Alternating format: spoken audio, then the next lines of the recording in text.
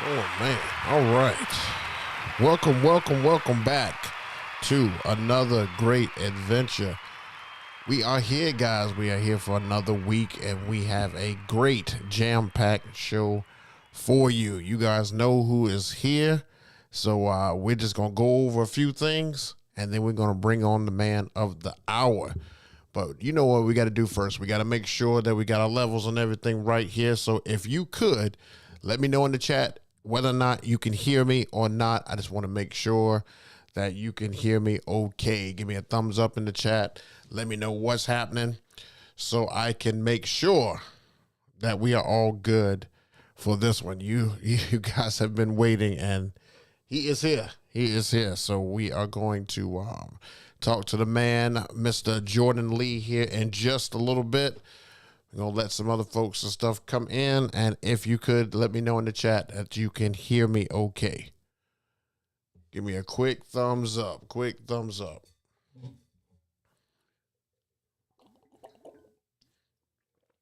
Because we got a good bit to talk about today. There we go. Good to go. All right. Thanks, Benny. Anybody else in the chat can let me know and stuff as well. All right. So last weekend I had a couple of functions and stuff last weekend, so I was able to knock them out, but not without any great stories for you guys, because you guys always love story time. So let's start there. So first thing we did last week, I had a Friday event, and it was I think it was that was that military event that I did.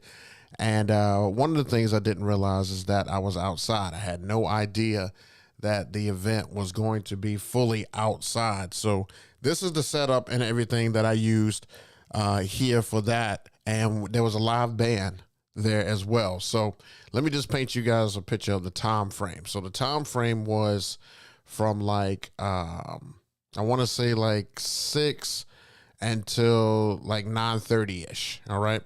So they had me play some background music and stuff like that to just kind of let people come in. And after that, the band pretty much took over, and the band did like an hour and a half. So I did about 30 minutes. Band did like an hour and a half. So there's 2 hours already gone.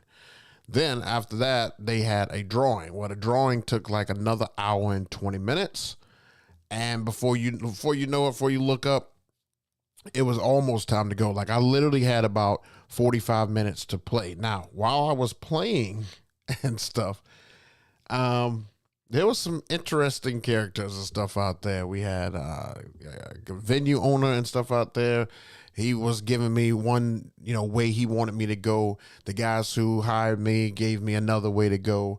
People were saying that we need to stop here or stop at this time, or I need it shut off before this time. Like, it was crazy. There was a lot of Chiefs and not enough Indians at this event. I'm sure you guys can relate, because all events and stuff have some crazy, crazy people. But literally, I only played maybe 30, 35 minutes. I thought it was going to be 45, but 30, 35 minutes, and then we were out of there. Like, that was a wrap. So that one went over without a hitch. It had a hitch, but still, it was a decent gig and stuff like that for a Friday night. But still, I don't know. I had to sit there the whole time while the band was playing. Band wasn't a bad band. However, I still had to sit there the whole time. So I was just pretty much just freezing my butt off right there on that seat. That's right behind my setup right there. Then came Saturday. Saturday, we were out at a farm in Johnston, South Carolina. Never been to this farm. This was out towards one of my other venues that I normally go to.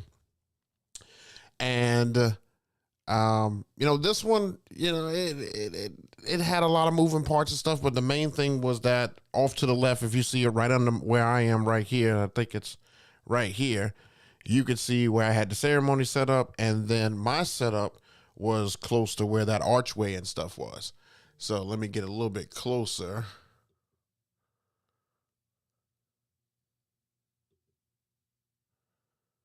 Show that. Hold on one second.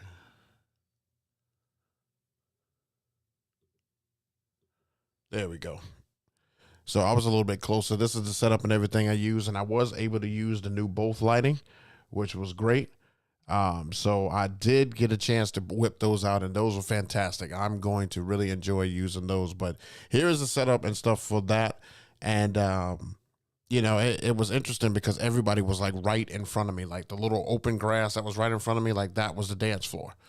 And I was like, this is all we get? It doesn't make any sense. Like, why is this all we get and stuff for a dance floor when you have, let me just show you how many people that she had here. I think that the head count total was 225 people, and they literally had the size of a bedroom open for dancing. That was it. I mean, look at this picture. There's 220 people and stuff at this event. There's tons and tons of people, and they all stayed. They made sure they stayed all the way past dinner. So all these people and stuff were there, and it was just, oh. People were everywhere. People were very, very heavily intoxicated, very much intoxicated. So that one, to say the least, had some interesting parts and stuff to it. But I really got a chance to really use those both lights, and I would highly recommend them if you guys haven't had a chance to check out Both Lighting USA so that you can copy some of these lights. These are going to be great going forward. They're so small. I mean, you saw me. I put them on the show and stuff the other week, and they're literally this big. So they're out of the way. They're easy to pack up. It's just simple. As long as they hold their value, hold their lighting and stuff like that, I'm good with it. The Wolf Mix worked great with it. It didn't take a whole lot to program. I kind of showed you guys on my Instagram how I was programming and stuff that day. It literally took me about 30, 45 minutes. I had all of them programmed and ready to go, and the charge lasted great. I don't know what they're at currently. I don't even think they're down half, but I had them on for probably about 4 hours and stuff on Saturday. So it was great. It was great. So glad that took place. I hope you guys have been enjoying all the content and everything that I've been putting out and stuff here as of late. This right here is the latest gig log that is currently out. It really is heavily used on stems. So I know you guys wanted to know how I've been doing this stuff with stems. This gig log right here is that gig log that shows you how well stems is working for me, and it is a game changer, guys. It is a game changer. I love it. I use it on every event. I don't care if it's a kids event. I'm gonna still mix and stuff using stems. So it is absolutely amazing. I suggest that you check this one out if you want to see just an absolute party and stuff with it. Plus, I've been putting out other content, just from the show, just kind of going over same stuff that we've been going over and getting a lot of positive feedback. So I'm glad that you guys are enjoying all the content. We do have another video coming out tomorrow. And lastly, I put out a mix today. So if you haven't had a chance to, go follow me on Mixcloud at DJ JayBook, and I just put out a new mix and stuff today. I'm just going to warn you, it is heavy on hip hop, but it is great. I did it today. It's like an hour and a half of just mixing and stuff, man. So I think you guys will like it. I think you guys will actually like it and stuff like that. And I'm hoping to get some more time to be able to do more stuff like this and bring you guys more content and stuff. So we got that out of the way. I wanted to go ahead and get that out of the way. It didn't take too long. So in the green room, we've got Mr. Jordan Lee. But before we kick that off, I wanted to give you guys this special presentation. Check this out. Come on. I wouldn't change you if I could. I wouldn't change you if I could. I wouldn't change you if I could. I'm gonna knock you out. Mama said knock you out. I'm gonna knock you out. Mama said knock you out. I'm gonna knock you out. Mama said knock you out.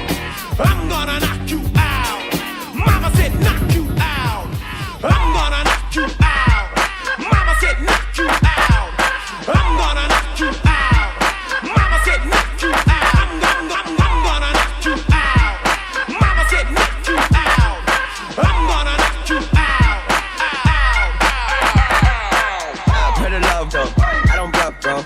Aiming at your head like a buffalo. You're a roughneck, I'm a cutthroat. You're a tough guy, that's enough jokes. Then the sun died, the night is young though. The diamond still shine, then a rough. Where the love go? Where the love go? 5, 4, 3, 2, where the ones go? Count of 3, I want everybody in the place to be. To make some noise if you're down with me, down with me, down with me, down with me.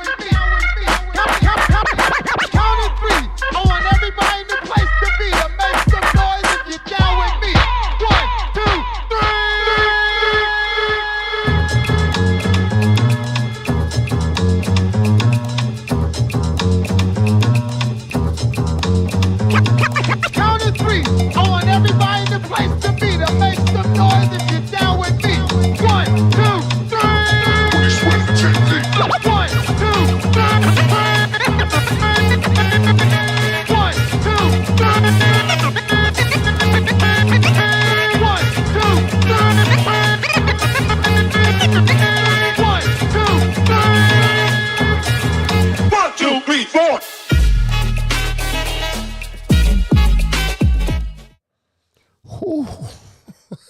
That's just a taste of what I listen to and stuff, guys.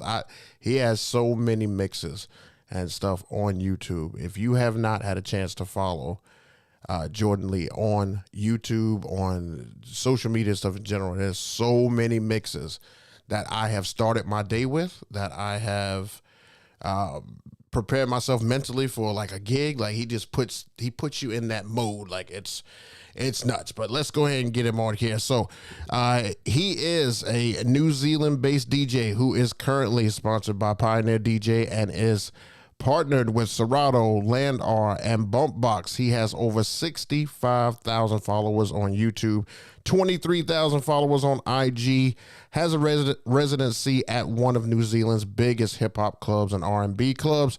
He has opened for such acts such as Cardi B, T-Pain, Bone Thugs and Harmony, Usher, and Tyga. He creates hundreds and thousands of edits for DJs through his Patreon, and I am one of those DJs who enjoy those things. Ladies and gentlemen, the one and only Jordan Lee. How's it going, brother? What's happening? Let's see if I can move this around a little bit here. See if I can fit that mold there. Oh, I wish that would do better. So you're trying to fit that in there. It's crazy. Oh man. All right. That looks all right. Yeah, we'll just go with that. It'll be okay. We'll go with that. It's more about the conversation and stuff instead of how it looks, right? Cool. Can you hear me all right? I can hear you. It's a little low, but I can hear you. Okay. You guys let us know in the chat if you can hear Jordan okay. I'm just using my MacBook mic. Because I can hear you and stuff right there. I know I'm probably like blaring. Let me turn me down a little bit. Hang on. What about now? Oh yeah, I can hear you. How about you guys in the chat? Give us a thumbs up if you can hear Jordan and stuff in the chat. Let me know that his levels and stuff are good before we jump in here. He's good. Okay, yeah. A couple people already said he's good, so that'll work. All right. So what's going on, man? We almost had a mishaps and stuff here before we got cranking, huh? Every time I do something with Americans, I always forget that I'm a day ahead and the time's completely different. But now we're here on time. We're here on time. Yes, we are, and I love it. I love it. I love it. I was like, oh no, I can't cancel stuff today. No, please. We didn't miss it. But that's cool, man. We definitely appreciate you coming on and stuff today. I hope we not interrupting too much here. We just you got a lot of fans on here. I didn't realize how many fans and stuff there are of you. Like when I mentioned that I reached out to you, a lot of people like, oh man, I'm tuning into that. Like, you have a pretty good following and stuff in the DJ community. It's crazy. Oh, thank you, man. And the intro when you're talking about like listening to my mixes and things like I have no idea that people do this. So hearing things like that it makes me feel really good, man. And you made my week. Oh yeah. Let me tell you. So I this is just one of my stories. I'm fanning out here just a little bit. So this is one of my stories. So I heard another DJ play something and I was like, it's interesting, but I know that I can flip it and do it something different. So of course I already signed up to your Patreon. And if you haven't done so, please sign up to his Patreon. He's got so many edits. It's crazy. And I was researching and I found that song and you had an acapella in, an acapella out, and you had a version of it that was flipped. Man, I use so many of those edits and stuff you have. Like there's a whole section on my crates labeled to just your edits. Like literally just your edits.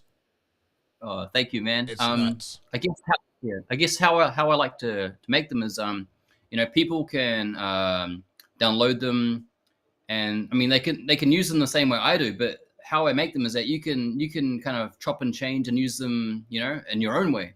So that's a cool thing about them is, DJs can use those edits and kind of be creative in their own ways with them. That's awesome. That's awesome, man. I'm telling you guys, he has so many. Like there's that. Like you could even go back You can go back. He's got so many that if you have not signed up for his Patreon, you need to do so. He gives you exclusive access to all the edits. He takes his time and does this. So I mean, it's worth every penny. Trust me. Trust me. If you haven't done it yet, please go do that. All right, so let's get into this. So I got some great questions and stuff for you today. I polled some people, and I had some questions and stuff of my own and stuff like that we just wanted to get a better feel for you. So the first thing, how long have you been DJing, and how did you get into it? Ooh, okay. I've been DJing for probably about 13 years now. Okay.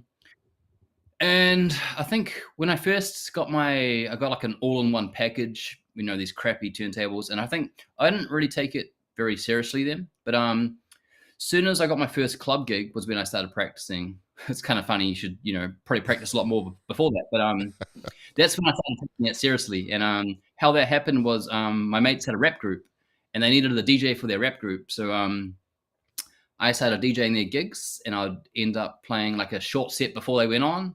And that just turned into playing people's birthdays that were like, fans of the rap group. And I'd also start doing club gigs without the rap group. And then they don't rap anymore, and I'm a DJ. So that's how it kind of all started. Wow. Okay. So it's almost like you kind of fell into it a little bit.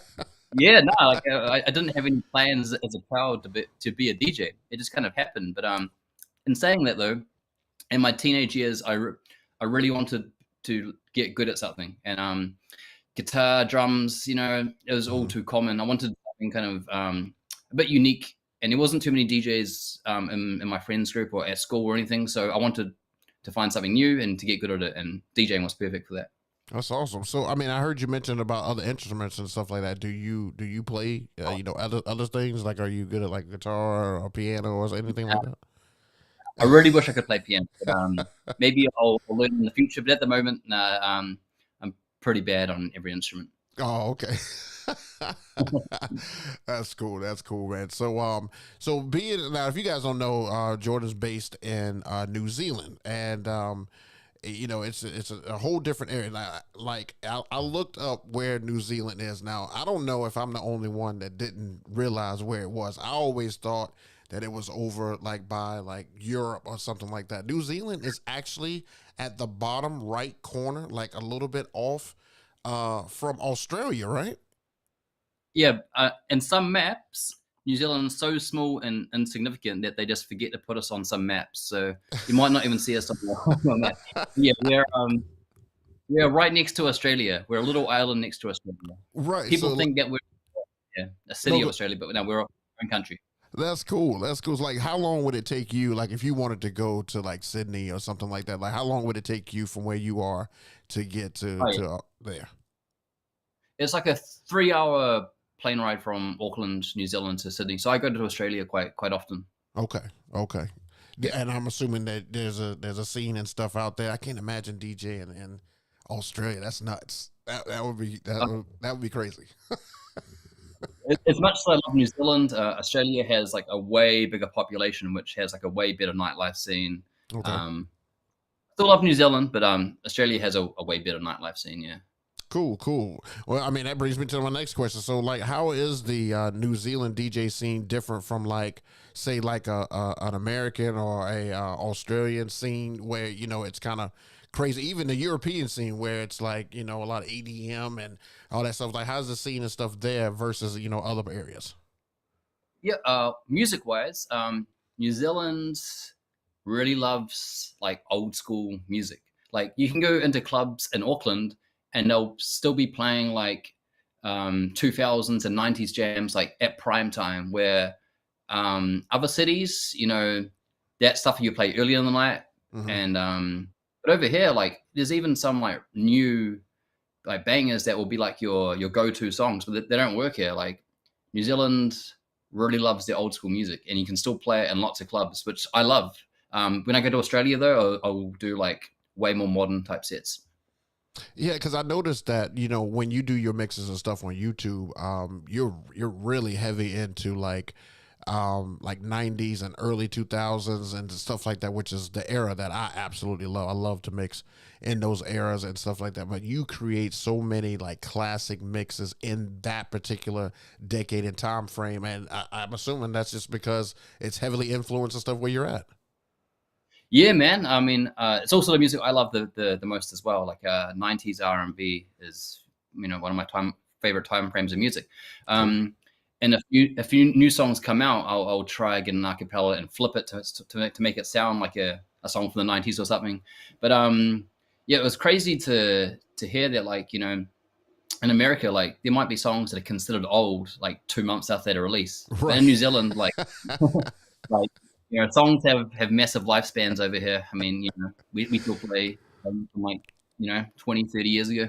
Oh my gosh, yeah. The attention span over here is next to nothing. A song comes out, it's got 2 months, and if it's aggravating, if too many people singing it or they overplay it, they really overplay it. That's the crazy part about it. Yeah, it's old. It's considered old. I mean, even like kids and stuff over here, it's when we do like proms and things like that, like you have to be careful what you're playing because you can't go too old, but then stuff that's 3 months old is considered like old. Like, we don't want to hear that. That's too old. Like, what? It just came out. Like, it didn't even have time to breathe yet, It's crazy, man. And another thing about the New Zealand kind of DJ scene, not the music, just the DJs here, is you wouldn't think it, but we have like a really like big line in history of like really good like battle DJs. Like we have K-Swizz at the moment, who's the world champion. Okay. And he's New Zealand, and we've had P Money, Manchu, and lots of other really, really talented DMC style DJs. So for a small country, we produce like an amazing amount of like really technical DMC DJs that you wouldn't expect from a small country. Right. That's actually awesome. I didn't know that. Learn something every day. That's dope. That's dope. With that kind of influence and stuff down there, who would you say that your influences and your inspiration were, like to hone in your craft? Like, who do you kind of look up to, or just kind of pull the most from? Like, who is that? Who are those people? I guess when I first started, like, I actually come from, like, as a kid, like, I predominantly listened to like rock and metal music. Okay. So when I got into DJing, it's like, I don't hear anyone playing this for a good reason. But then I came across Z-Trip, and Z-Trip was like mixing all these cool hip hop tracks with rock music, and that's when I was like, man, that's what I want to do. And then I came across DJ AM. I was like, oh, you can do this stuff in like clubs and that. Right. So Z and AM were like the two guys that really set me on this journey. And then later on, would have found Jazzy Jeff, who's one of my favorite DJs now. Those three are the main ones that inspired me to start. That's awesome. That's awesome, man. The Z-Trip, I saw Z-Trip, and I've seen Jeff live. I didn't get a chance to see AM and stuff, for his passing and stuff like that. But I imagine that, those guys are like the Mount Rushmores to everybody, because, when I asked that question to multiple DJs, they're almost the same names each time. Maybe one or two different, but for the most part, like, those are like the guys. If you want to model yourself or hone in your skills and stuff like that, like, it's basically from those particular guys. Which, I mean, they're great. They're awesome. I mean, I love Jazzy Jeff. That's my go-to. That's my number one. And then Z-Trip, he's on Sirius satellite radio and stuff here. And he has a whole segment and stuff that he just absolutely kills it. DJ Scratch is another one that I absolutely love. I'm in awe of these guys when I see them mix. But then, as I was sitting there looking for them, unknown to me, another person showed up on my YouTube, deep dive, and that was you. And it was crazy because, like, I was like, okay, like, let's see what this is about. Because I think one of the first ones that came up was like, I think it was like 2000s or the 90s R&B mix. And I was like, okay, let's check it out. And I listened to it. I was like, oh man, this man's cold. So I was like, let's listen to the next one and the next one. And before I knew it, I had listened to almost all of the mixes all the way down. Like, I just let them play. And then you like did this one thing where you were in like a bar. I think it was a bar, and it was like a live stream. And you had the phone or something set up on the side. Yep. And I was sitting there, I was like, yep, this is perfect. This is absolutely perfect. I could just listen while I'm doing what I'm doing. It was great, Yeah. man. See, I wish I could do more of those live ones. It's just copyright. It's such a annoying thing to deal with these days. But yeah, there's nothing better than just sitting in a nice kind of comfy, cozy spot, playing music, and people around the world tuning in, and you can talk to them while you're like live. It's an amazing thing. It's just sadly copyright ruins it all. So you have platforms and stuff like Twitch and things like that a lot of DJs kind of gravitated to. Do you have a Twitch and stuff set up? Or are you ever going to do one like that? Because I know that they'll let you play live and they won't shut you off, but the replay, like if somebody had to go back and listen to it, they pretty much do a strike on all the copywritten music. But live, you're free. Yeah. I think that's the thing is I love not just DJing live, but having something that lasts forever. Right. And Twitch. That's the one bad thing about it is that you basically lose your video afterwards. So I've thought about it, and what I might do is start like streaming live on Twitch, and then uploading the final video to Patreon or something afterwards. Right. But it's stuff I've definitely thought about. But there's one thing that's stopping me, and where I live is I live like in a very rural farming area of New Zealand, and our internet here is very bad. I'm surprised that this video call right now is working as well as it is. But streaming is very hard in some parts of New Zealand. Oh goodness. Oh man. So like when you only have to upload and stuff there. So whenever you do anything live, like it's really kind of spotty. Is that what you're saying, the stuff down there? Like it's spotty whenever you're doing like maybe something on Instagram or something like that live stream where you in that bar and stuff like that. Like so you had to kind of monitor it. Yeah. So that live stream was when I was in Auckland City. So I would, if you've noticed, there hasn't really been any live streams from my house just because the internet here is so bad. But when I'm in the city, it's fine. Oh, okay. Okay. Like for example, when I upload a YouTube video, it might take a normal person 20 minutes to upload. It takes me about 20 hours. Oh my gosh. Wow. So like you have to really love what you've just made. Yeah. And times where, I've started uploading something and then maybe 15 hours into of like, being like, oh, you know what? Don't really like that anymore. I might do it again. So yeah.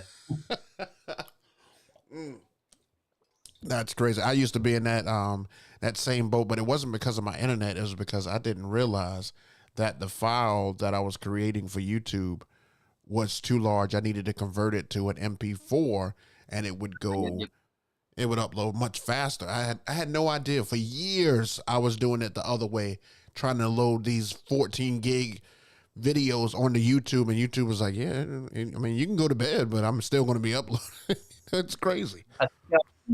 You're like me and lots of other DJs is that we've had to learn all these videography and skills that aren't really associated with being a DJ, but in this day and age, like, and if you're creating content, like you have to learn all this stuff. And I think we've all learned the hard way of how to do things. But no, it's cool. I mean, I've never thought I'd be interested in cameras and that, but now it's like my second passion is learning all about this type of thing.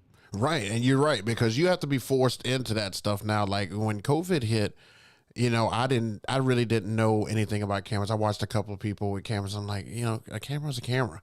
And they're like, no, you need to get this because it does this. And this one doesn't turn off in 30 minutes. And this one will give you the best quality and won't overheat. And I'm like, wait, what?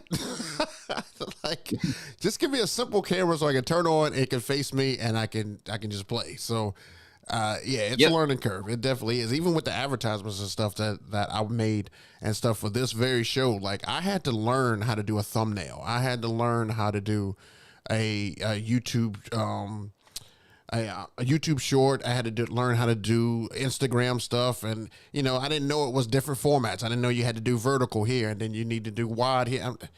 That's just too much. My brain is just like overloaded with too much knowledge now. Yeah, it's a lot to learn, especially when there's multiple platforms. Like Right. TikTok, YouTube, and Instagram all have different lengths of their short content Exactly. format. So it's like, yeah, it's a lot to think about. Gets pretty overwhelming, but nah, man, you're doing good. Learning, just learning every day. That's the main thing. That's what I try to do. So let me ask you: if you weren't a DJ, what or who would Jordan Lee be? Who would you be if you didn't have DJing in your life? What would you be doing? It has to be something creative. Like Okay. I just think about things every day. So as a kid, I really liked writing books and stories, Okay. and that's probably something I would have pursued more if I didn't get into DJing. I also love like the world of gaming, so I've also studied Okay. a little bit in like kind of game design and like 3D modeling. So Okay. it'd be something creative, making things from my imagination, something like that. Oh, that's what's up. That's what's up. At first, when you say gaming, I was like, "Wait, you mean like play games?" And then you were like, "No, 3D graphic design." I was like, "Oh, okay, okay, that makes." I, I love playing games as well, but that's I'd have to keep that as a hobby. I feel like if I was to play games professionally, I'd probably lose the love of it. So no, I Right. love playing games just so much time. Yeah. Oh man, that's awesome. That's awesome. A lot of I've started to notice like a little pattern. Like some of the DJs and stuff that I interview and stuff on here, when I ask them, what else would you be doing? A lot of them say graphic design, drawing, because I noticed that all of you guys are very creative when it comes to going into a different platform and having like a background or having like even in your office and stuff right there, like you've got a mixer and stuff over your shoulder and you've got you set it up a certain way. You guys all have like visions and stuff like it. For me, I would never think to set my stuff up how you have it set up right now. I would never do that. I would never because I'm not creative in that space. Like to me, it's like put a red light and stuff up here, shine down, make it look like I'm in a concert. Like that's where I go with it.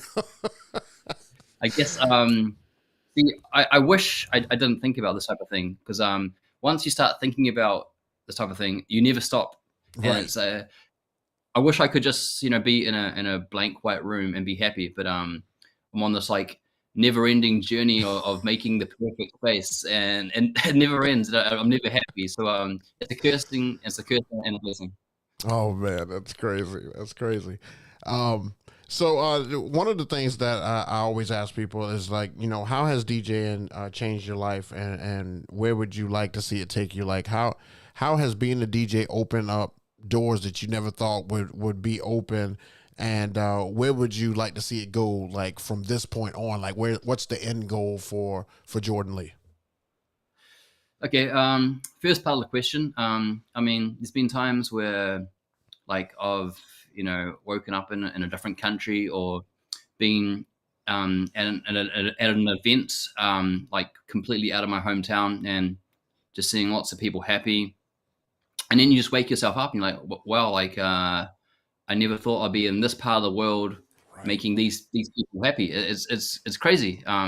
Just small things like that I never thought or even imagined make me really happy and fulfilled.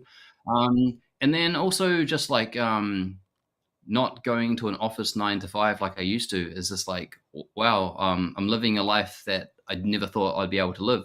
Facts. Um, and and then I got into YouTube and seeing the amount of comments come through of people that were just like, you know, happy that was bringing this form of content to them. Right. Those type of things make me so happy. Like it's crazy. Like, and that's just like it's not the reason I do it. I mean, I do it for myself, but to see how much happiness I can bring other people is just like the greatest bonus in the world. Um, and then in the future, I really wanted to not be at a nightclub every single night of the week, so I've cut back on that a bit. And in the future, I would love to just be doing, way more content, like basically every single week, new video. Mhm. Um, have an awesome studio. At the moment, my studio is inside my bedroom, so Oh, okay. I love. in the future, I'd love to have like a dedicated studio, Right. and just that'd be my job. Wake up, go to my studio, make videos, and then go to more places in the world, meet more people that are share my passion, and do some cool live gigs outside of my city. I want to visit everywhere. So yeah, just more of the same, but on a cooler scale. That's dope. That's dope. I mean, I would love to let DJ and just let me just travel everywhere. Like I see those guys that we mentioned, they go to all these different parts of the country, and they have fans and stuff. Like I don't need like fans. I just want to DJ in a place that I've never DJ'd in before and watch people dance as I play music. Like that is the fulfillment and stuff that I get from DJing and stuff in general. But the majority of my audience is like more in the wedding class. But I'm just like, weddings are cool. Weddings allow you to be able to still play music, but I just wish, like, instead of clubs, like we could DJ in places that are just like awesome, and that could be the lifestyle and stuff. Move almost like a rock star, but you don't have to sing or a band, and you don't have to play an instrument. Like you just straight DJ, and people call you from clubs all over the country, and you go all the way out to places like Australia and do an event and stuff like that, and they fly you. Like that's the dream. That's the dream, the end game and stuff for me. So it's cool to hear that you want to do similar stuff like that. So like what would be your dream gig? What's the one that, or a gig that you've seen maybe somebody else do or of, and like that gig is like, what, I've kind of made it if I do this. Like this right here feels like the top. I can't get any higher than this right now. Okay, well, there's a few parts to that question. Okay. Like there's some things that some DJs might feel like is the end goal, like maybe to DJ in front of like 20,000-30,000 people at a concert. But for me, I've had the pleasure of actually DJing some big concerts, but those things don't fulfill me anywhere near as much as like a more intimate party where it's kind of focused around you playing good music for the people, giving them a good night. Like that to me is way more fulfilling than like a massive concert where you're just opening for an artist. But my dream gig would be, well, something we don't get here in New Zealand is like day parties. And day parties seem to be like, there's in a nightclub, there's a lot more going on. There's like, a lot of drinking. Right. It's dark. Where a day party seems to be like more about the music, Right. Right. I'd love to do some day parties, whether it's like some nice kind of courtyard, like what was that really famous kind of chain of American day parties that lots of really big DJs played at? Do Over. So okay. So I'd love to do kind of like some events like that, but man, even playing on some like kind of like island resorts that day, that sounds like a dream gig to me. Something like that. Yeah, that actually does sound pretty good. One of the trends and stuff, like since you said day party, one of the trends and stuff that's kind of happening here in the States and stuff is like brunch parties. People are doing everything that you would do at night, but do it right around that breakfast lunchtime, and like then they have the rest of the night to kind of relax or recoup or whatever they want to do. So like brunch parties are kind of sweeping the nation. I'm starting to see a lot of those, and some brides are starting to do like daytime weddings, like morning weddings, like maybe 10 a.m. and we're done by like 4, and then you have like the rest of the day. It's something like that. So it's crazy what people come up with, and I'm all for it because I'm like you. Like right now I'm strictly weddings and stuff like that. I do some proms and stuff like that, but for the most part it's weddings, and sometimes I don't get home till like 1 a.m., 2 a.m. And it's just exhausting. But I would love to get done something in the day, and then and have the rest of the day to just do whatever, maybe even do another function if I could. But I really like that idea that you had there to do a day party and be able to travel with that. That would be awesome. That would probably be that might be my new goal, to do something like that, or maybe even start a trend here to do that. I mean, I'm not supposed to be asking you the questions, but like I'm not a wedding DJ, but there's been a few weddings I've done where they've just kind of like been such great nights, and you're so much more fulfilled because you've made you made someone's special night like something they're going to remember for the rest of their life. Right. So I have like so much respect for great wedding DJs, man. Okay. Appreciate that. Appreciate that. I'm telling you, it's it's a tough task, and sometimes I think we as DJs who do that, we kind of take it for granted and stuff a little bit because we've done it so many times. It's almost like we can close our eyes and do the whole thing. But when somebody like from the outside comes and says, you're taking on somebody's big day, it kind of puts that back into perspective and stuff for us, because you're right. We are the person's party for their one day that they want to do this special event. And like, we can't mess up. Like, there's no room for error, because if we mess up, it's on such a big scale to, you can't, it's not like messing up when you're doing a mix. It's like messing up and everybody in the room turning and being like, what's going on? Like, you're the center right there. Like, it's definitely your fault. So yeah, it's a lot of pressure. It definitely is a lot of pressure. And that's why we get all these gray hairs and stuff like that. Yeah, I think wedding DJs are almost like maybe the most underrated and underappreciated kind of type of DJ there is. Like, there's so much pressure, and some of them, you have to be versed in so many different genres of music. Like, a lot of appreciation for you guys, man. Oh man, I really appreciate that. You are so right.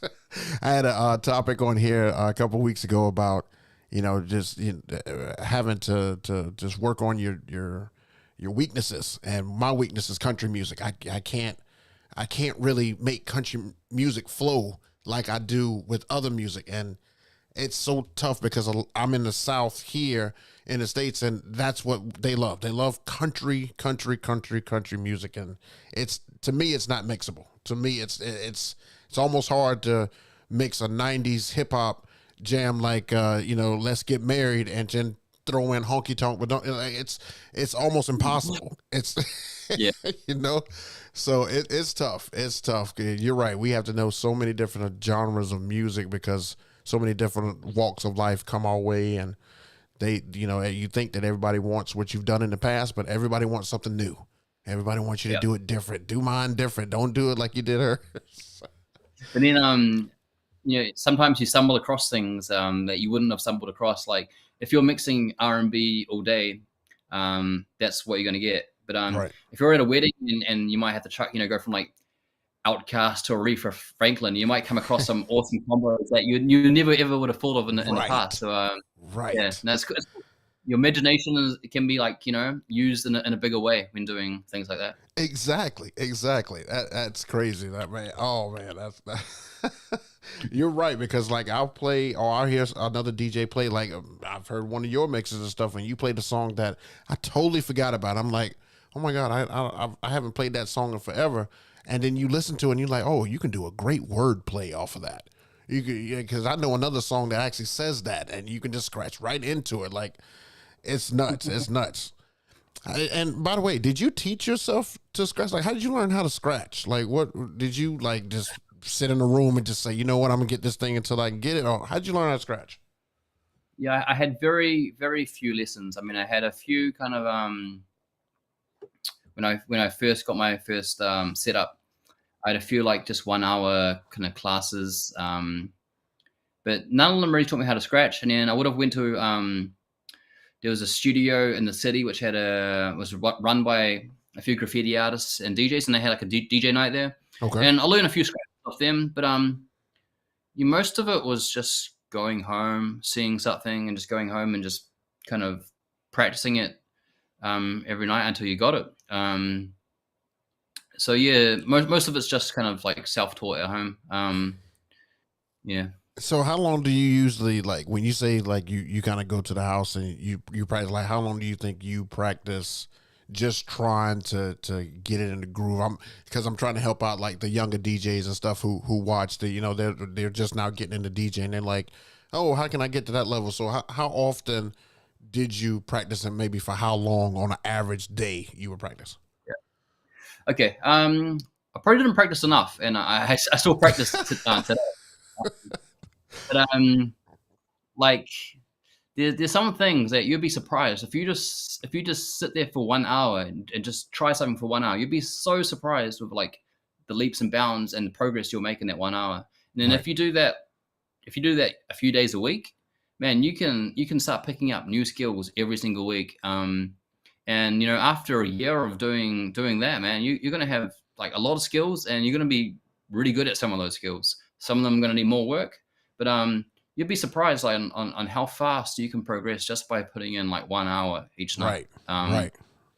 And then sometimes time just passes. Like you'll be practicing, and you might think you've been practicing for 1 hour, but it may have been 3 hours just trying to do the same thing. So just try spend 30 minutes doing something, and then if you're not feeling it, stop after that 30 minutes. But I mean, if you're having fun doing it and you're seeing the progress, just keep going. Just try spend a little bit of time almost every day if you can. Right. And I definitely suggest that, I try to, because I'm not like a full scratch DJ. I'm more of a beat match DJ, but I use scratching within, the layers of that, but I'm not like a high end scratcher or anything like that. Like I can't, some of the stuff I see out there is just mind blowing. I'm very, very basic. I probably know 3 scratches and I can knock those out almost seamlessly, but I know a lot of it for me is like muscle memory. Like, if I sit there and I keep doing it, like the day before I made my mix, I did a little practice and stuff before, and I just kept doing a transformer, just kept doing it, just kept doing it to see if I can get it right, to make sure that when it's time to do that on the mix, I could drop it seamlessly. And that took me like, I probably did that for like 15 or 20 minutes before I started and did that mix. And that's the kind of stuff you got to do. Yeah, I mean the transform's my favorite. It's not like an overly complicated scratch, but Right. It's easy for everyone to understand it, Right. and it sounds so good if done. Yeah. Like a basic transform can sound so good if done cleanly. Heck yeah. Some scratches that like a listener just wouldn't appreciate, but like a 3-click like flare, I don't think someone's really going to appreciate. But a transform, it sounds so good that everyone can get down with it. Right. See, like a click flare for me, that's above my pay grade there. See, I'm right here, and that click flare, that's up here. See, that's stuff that it's going to take time. It's going to take time. That's the stuff that I kind of put into practice and stuff for. And, a lot of the events and stuff that I do don't require scratching, but I still kind of do it anyway because it's fun and I don't want to play the same stuff over and over and over the same way. So and just gives you, I think even just knowing some basic ones gives you like more tools for transitioning. Right. There's some songs that just can't mix, and you can maybe echo out into them, but having like a few simple scratches in your arsenal will like just give you the freedom to drop more songs than you would be able to without scratching. Oh, okay. And so what are you currently using and stuff for, like when you go to do like an event? Because I know at the house you have one of the big setups. I think you've got like an S9 and stuff that you use, or maybe an S11 that you use, and then you. Yeah, so at home I use the S11 with Pioneer PLX 1000 turntables. Okay. I've got a few Technics locked away as well, but and that S9 over there is there was a mixer. There was the S9 was I brought that when it first came out, and that's when I kind of entered the Red Bull 3 style, and that's when I probably really kind of started to put a lot of time into DJing. So Right. this just sits up there as a little kind of like memory. It's like a shrine up there. Yeah. And then this is the Rev 7 that I've also been using for some recent videos. And if I need to travel somewhere, I'll take the Rev 7 with me because I don't need to pack up a whole bunch of different things. It's just one unit. Okay. So I'm actually taking it tonight with me to a boat party. So hopefully it stays dry. Ooh, a boat party, yacht party, or just regular? I think it's just a normal boat party, but the Rev 7. I mean, it's to me, it's the best controller ever made. It's almost like using my mixer and turntables. Not quite, but as close as it gets. Oh, okay. Yeah, that I always say on the show, the folks on here that watch, they always ask me, are you going to upgrade from the DDJ 1000 SRT from Pioneer? And I'm like, I don't know. It doesn't make sense to upgrade. But if I upgraded, it would definitely be that Rev 7. That's the one right there. So I've used both, and the 1000 SRT is like an amazing controller. Yeah. It's basically just like using two full CDJs with a mixer, but Yep. yeah, I'm just a little bit more inclined to the the S9 S11 styled mixer, Right. which the Rev 7 suits me better. But the 1000 SRT, I would not complain if I had to use that. That's an amazing controller. Yeah, I mean, I love it. And you're using. I think you have a Rev 7 right below you. That's the one that you're using, that you're taking like on mobile events and stuff like that. Yep. I also got like a few small, like really small controllers as well. If I'm Okay. if sound output isn't an issue. I mean, I don't want to be like playing to 500 people with like a small little controller, because usually the sound output is not quite as good as like a Rev 7 or something. So one second.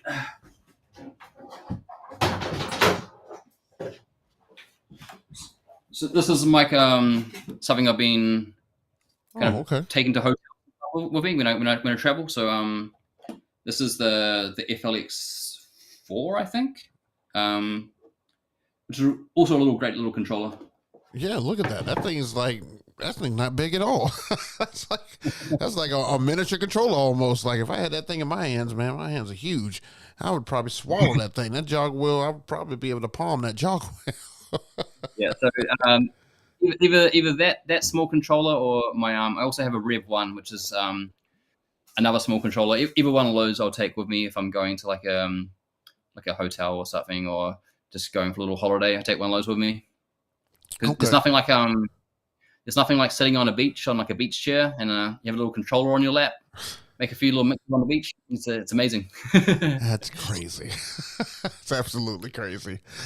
These guys on here, I know they're going to want to know what speakers and stuff. I don't know why people ask about speakers all the time, but for those events, like, when you're going there, like, do they supply the speakers, or do you have speakers that are your go-to speakers?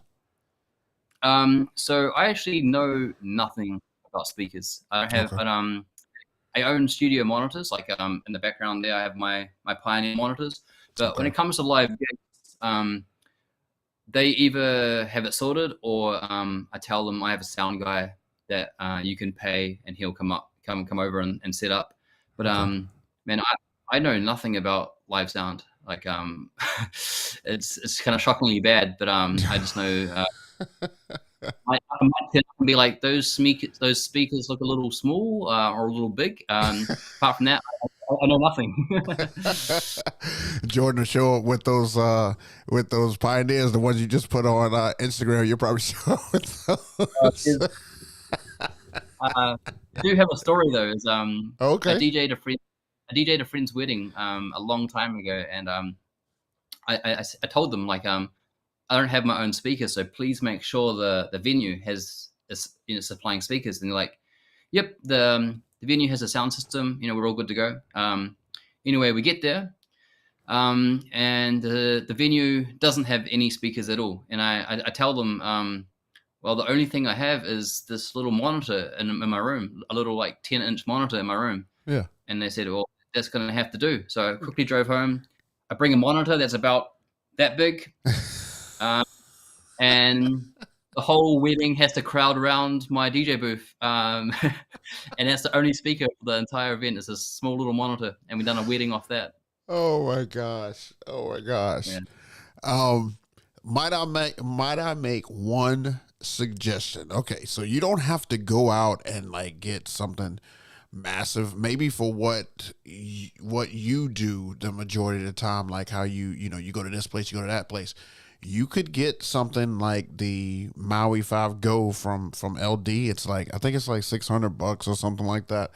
And it can be wireless, or you can plug it up, and it produces great sound for what I use it for ceremonies and stuff, and it's great. It's all you would need. You can plug both channels into into the Maui 5 Go, and I mean you can fill a whole bar with sound and stuff, and you can control it. On the top it's got an equalizer and stuff on the top, and plus your board can control it and stuff too. And then once it runs low on battery, it has a port where you can just plug it up and keep going.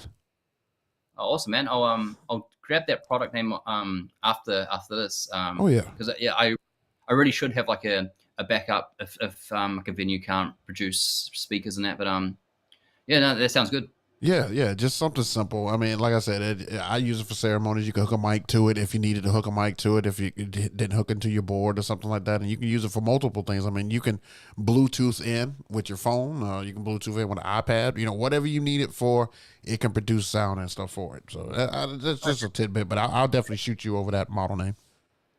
Yeah, and I see a question down here from DJ Dispenser. Is that how I say your DJ name? That's what it looks like, yeah. He just said, when you get a chance, elaborate a little more how you scratch bank. So scratch bank is something I actually don't use at all. So I'm not sure why you're asking me. But the scratch bank is just these 1, 2, 3, 4 buttons here, and you can load scratch samples onto them. And whenever you press that button, that scratch sample jumps on the deck for you to scratch. And as soon as you turn off the scratch samples, it goes back to where you would be. Does that make any sense to you? But how I use these buttons here is I have them, instead of using them for the scratch bank, I have them mapped to stems. So this button is vocals, this button is melody, this button is bass, this button is drums. So I can use these buttons to activate or deactivate my stems. If that makes any sense. Yeah, it looks like he wants to know basically how your transitions are so smooth. So yeah, he's like, yeah, okay, cool.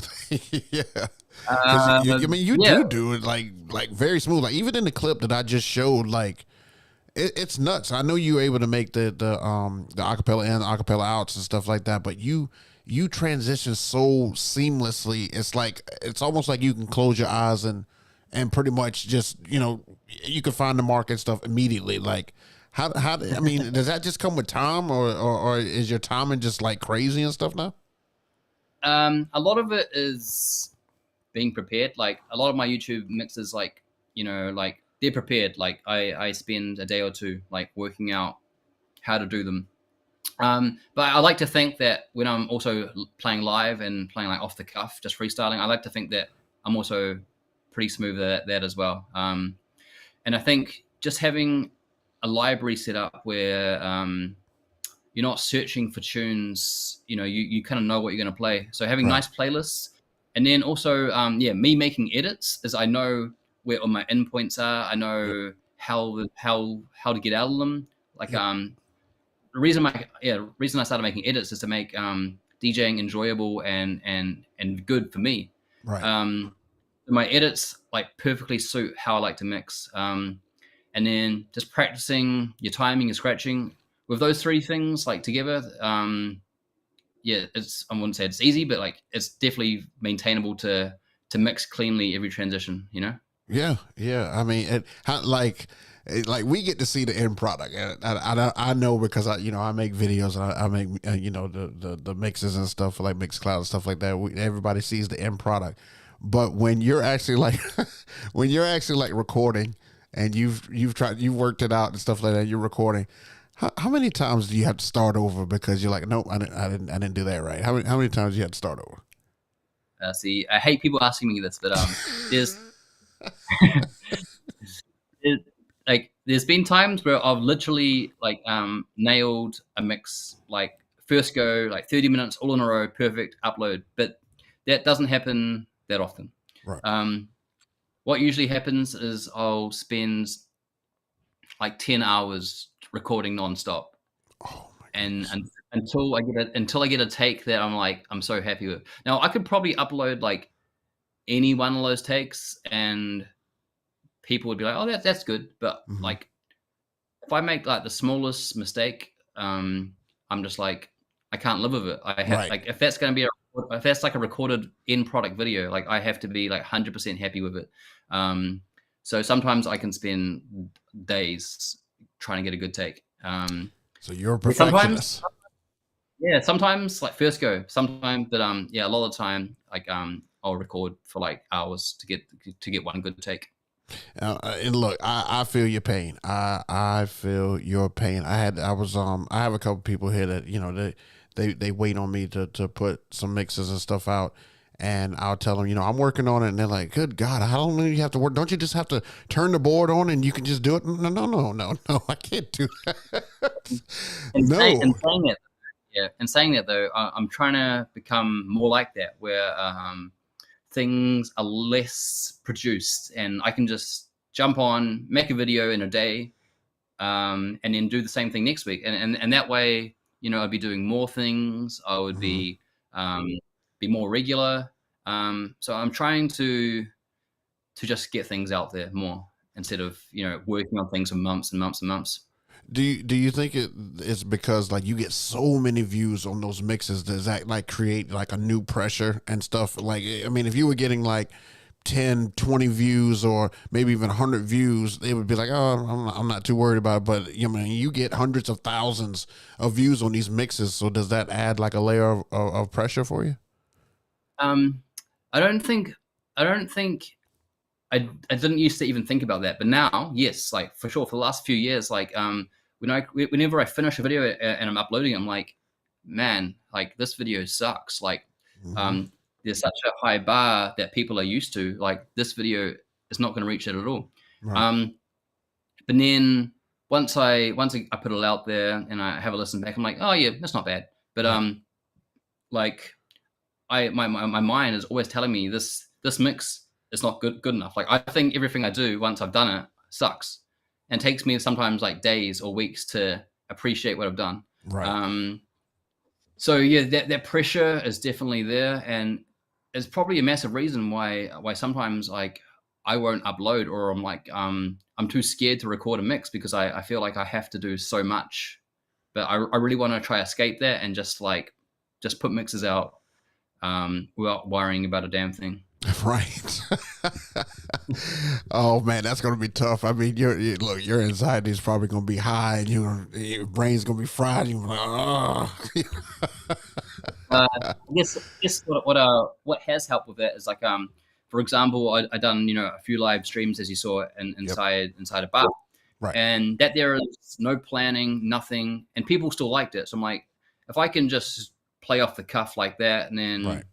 let's just do more things that are less produced. And see, I think, I mean, I know you like to leave like the stuff behind so that you can have like a trail of the product and stuff that you do.